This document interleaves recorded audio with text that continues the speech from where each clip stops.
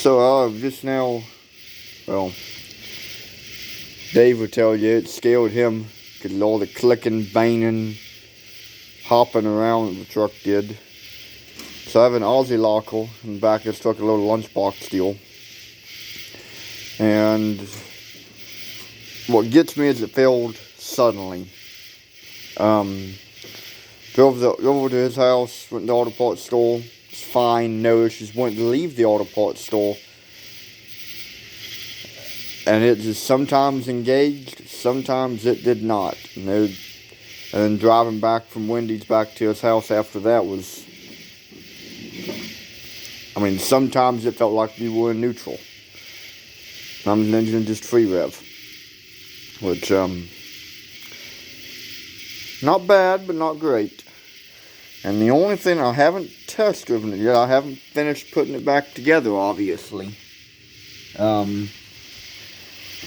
But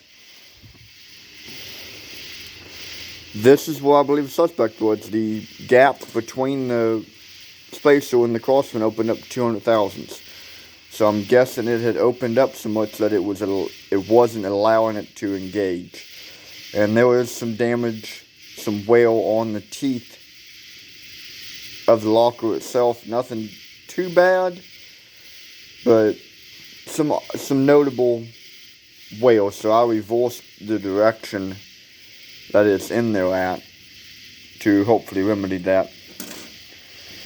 But hopefully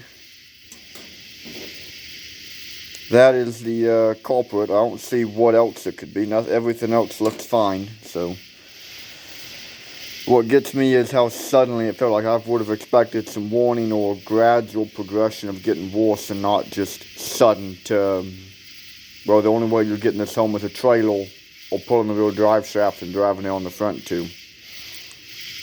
That's kind of concerning. And I believe that right there is probably because of how much banging around it did. It effectively just bounced back and like you were dumping the clutch repeatedly. And it smelled shock loaded that. And you can see where the axle shafts have worn into it. You can also see where the locker has hammered against this for a very long time. And this is not a hardened cross pin. They say you're supposed to have a hardened cross pin, but yet they don't include one. So you don't use it, you use the factory one that you happen to have laying around.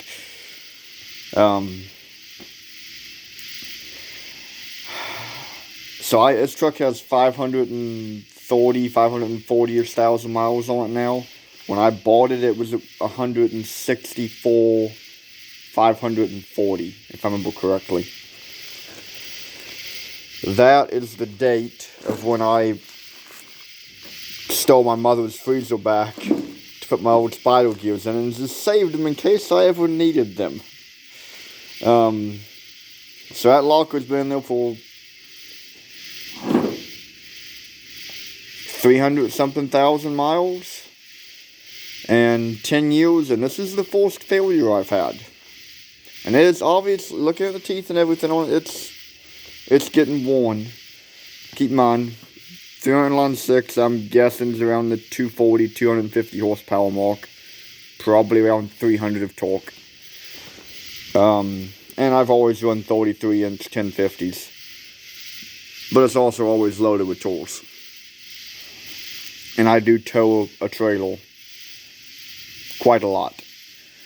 So I don't run really big tires. The only mechanical failure I've had in the rear end is I sheared all those lug studs off once. There's pictures of that if you look back through my post.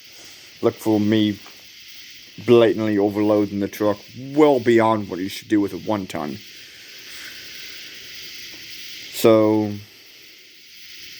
10-ish year review of an Aussie locker.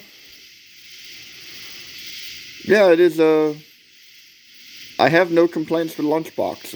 It seemingly has held up quite well. Albeit, if I were going to run a much bigger tire or have a dedicated four-wheeling rig, the price difference between that and a Detroit isn't that much. The only advantage to that is it is much easier to install. You don't have to accept the ring and pinion again. And if you decide you want to go back again, it's quick and easy to do so. And it's 2/3 the cost or half the cost of a proper Detroit. If it is something like the 9-inch in the rear end of my Bronco, skip the lunchbox entirely. It ain't worth the effort, and go straight for a Detroit or a Spore or something like that, because no matter what you do there, you have to step through an pinion again. So, I mean, you're going to save a couple bucks for an Imperial, for something that's significantly weaker and Imperial. I don't think it's worth it. In an application like this, I would advise it.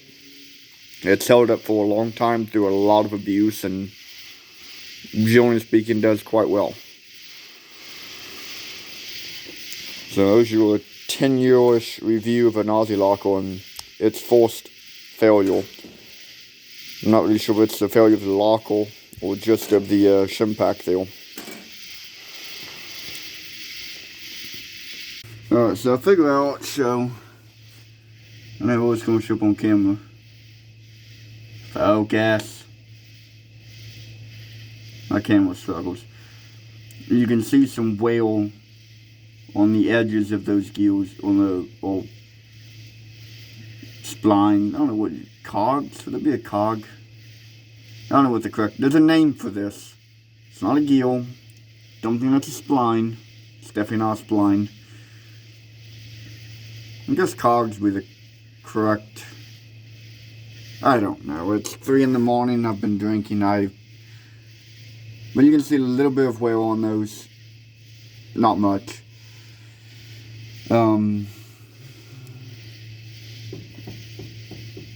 There's probably more backlash than there should be. That's what the mileage on this truck will do to you. I've never replaced the ring and pinion, and I've never replaced the bearings surrounding it. Or the pinion bearing is probably not long for this world, knock on wood. You can see some of the, I used to do it all 4-wheeling, so I moved the shocks in to fit longer shocks, make it flex bell. Springs, front and rear out of a 1-ton van. And I did the old shackle flip.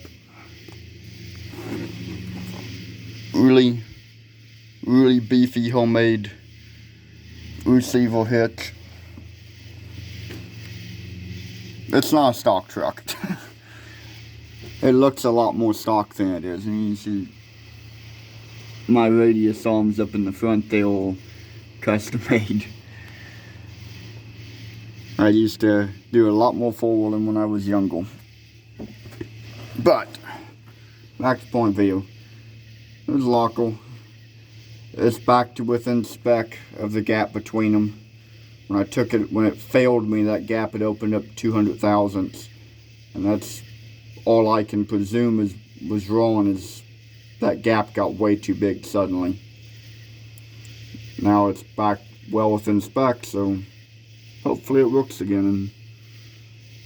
And at its current rate, I would say I'll probably get another 100, maybe 200,000 miles out of it before I need to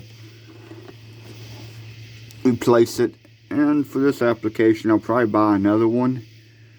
But also for what I use the truck for, I probably need to go to something that has bigger brakes and bigger wheel bearings. That's the, like, I've never snapped a shaft, I've never torn up a ring and pinion or bearings or anything. Other than I cannot keep wheel bearings in this truck because of how heavily loaded it is all the time. So it would be wise, in my humble opinion, to either quit overloading this truck constantly, option A. Option B would be go to something that has much bigger wheel bearings. That is the only place a Ford 9-inch is better. Strength-wise, you know, stock 9-inch, stock 8.8. The 9-inch has better wheel bearings. That's it. Other than that, one is not stronger than the other. And then for that matter, I can go back to, 1-ton van parts and get it down to 60 with much bigger brakes than either one of those come with, and bigger wheel bearings. But it's not stronger in the main opinion. So, one day, old Locke was still looking at it.